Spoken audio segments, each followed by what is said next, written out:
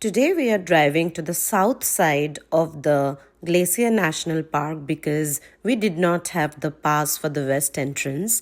During the peak season between June to September, you would need to buy the vehicle passes ahead. Therefore, we just skipped that and we entered the south entrance and we drove to the Hidden Lake Overlook Trail. Believe me, this was the best trail in my opinion, and we covered it in the first day itself. So we were tired, but this was an in and out if you do the entire Hidden Lake Overlook, almost 3 to 4 hours. And this is the entire landscape view I'm showing you. The lake is, as the name suggests, hidden in the heart of the various mountain cascades, and it looks amazing because we went during the evening time around 3 o'clock and around July. And therefore, I would say the crowd was still there, and this was the best trail because you could see a lot of wildlife. I saw the white mountain goats, the bighorn sheep, and moose, pikas, and so many things. Look at these bighorn sheeps. I mean, they came so close as if they were posing for the pictures. Thoroughly enjoyed watching this scenery. They were not even afraid of us. And then look at the color of the glacier water. No filters needed. It's such blue turquoise water, and it was so cold even in June, July. And the look of the entire mountain, the landscape. I would say this was amazing and was a moderate trail. The next was the Avalanche Lake Trail. I would say I did not like it very much because I think I saw the better thing first, which was the Hidden Lake Overlook, but I still highly recommend it because it's very popular. And also, this is moderate because of the length of the trail, 4 to 5 hours with break, and if you want to spend some time there for photography. Other than that, it was not difficult.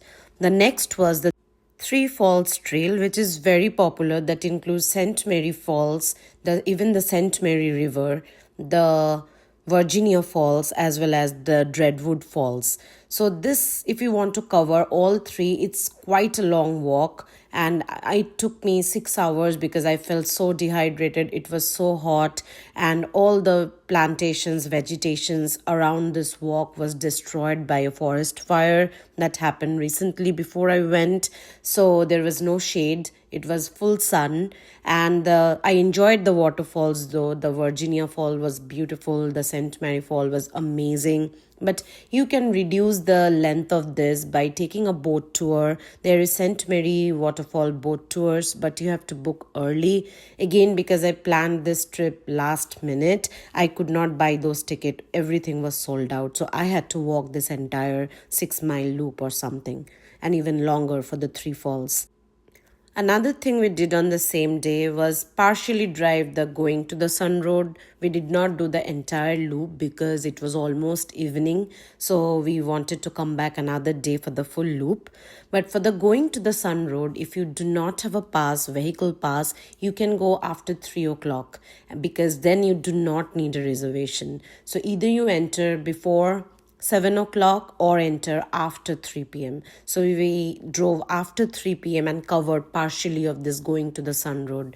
This is the most beautiful drive of North America. You will see more clips from this. Look at this mountain cliffs, like so beautiful.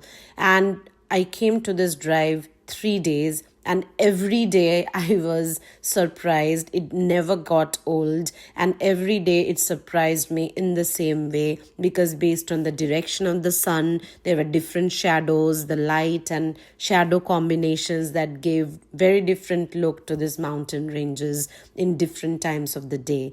So this was beautiful. I highly recommend driving this multiple times while you are in Glacier National Park to at least absorb all the beauty it has to offer. Take a car where you can open the roof, and even a convertible or a jeep. We took a jeep and we could enjoy the breeze. It was beautiful. This is an overlooked stopover point that I highly recommend you stop and gaze the beauty, because that is what I did. I took numerous pictures. It is called as the Wild Goose Overlook. This is such a beautiful place. Next, I called it a day. The next day, we had a boat tour. We went to the Lake McDonald's boat tour, and the boat tour was at least 1 hour, I would say. And this was a breathtaking beauty. I again recommend that you book this early. Next is accommodation. As for me, this was a trip that I booked 3 months early than the date when I was traveling. I could not get an accommodation within the park, so last minute I booked this Great Bear Inn, which was just 5 minute drive from the west entrance of the Glacier National Park, and it surpassed my expectation. It was a bed and breakfast style, had very limited guests, and it's a family run business, and it had a beautiful surrounding, and its proximity to the park made it so easier for me to travel and commute. For the lodges inside the park, you have to book 1 year early. The next hike I'm gonna talk about was the highlight of our entire trip because I saw one of the most unique things that I have never seen in my life so far.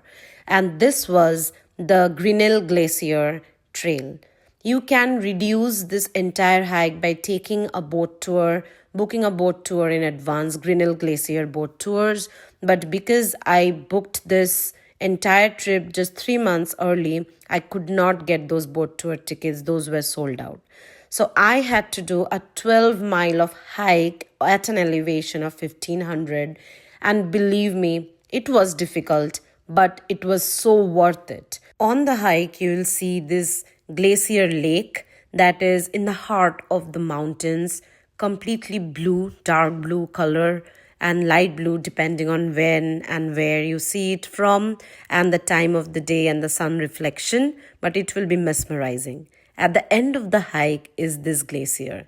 This is the only glacier where you can walk into in this entire park. And this is how it looks like. You will see the ice melted, the glacier ice that is melted, half melted and half still intact. And studies and guides say that this will not be there 2030 afterwards. Therefore, because of the temperature changes, of the global warming and things like that. So sad, but true.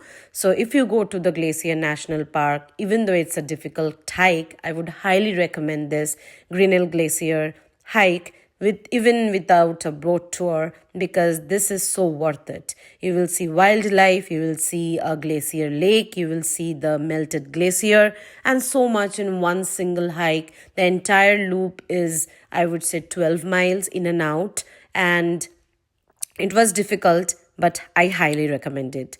Then the last day, we saw some clouds and rain, and but gladly we completed most of the thing, and this was a rest day. So we chose a very, I would say, very easy trail, which is Cedar Trail. This is wheelchair accessible as well. Cedar Trail is a 1 mile loop or so, or even lesser. And we did it in a raincoat because it was drizzling. And it was such a, I would say, beautiful nature walk and so easy. And then you will see a lot of this glacier water flowing down in streams on both sides when you hike. And this entire experience was so beautiful. I highly recommend going to the Cedar Walk Trail, which is a nature trail and wheelchair accessible, pet friendly, and things like that. So amazing trail. Keep it on your list. And then you have to, on your way to the Sun Road, going to the Sun Road, you have to stop multiple times because there will be times where you will be awed with what is going on. How many times can I just stop and take pictures? Those will be the beauty that you have to capture through your camera, through your lenses, through your eyes. So drive the Sun Road multiple times, stop as many as it takes to get that beauty captured for memories. And it's a beautiful drive. Do it multiple times. Get your vehicle passes ahead, and if you do not have that, again as a reminder, you can go after 3 p.m. where it is less crowded. You can still drive without a pass, and this is an awesome experience. Last but not the least, you have to keep at least 5 to 6 days to complete all this hike with good rest. Also, carrying a bear spray is must.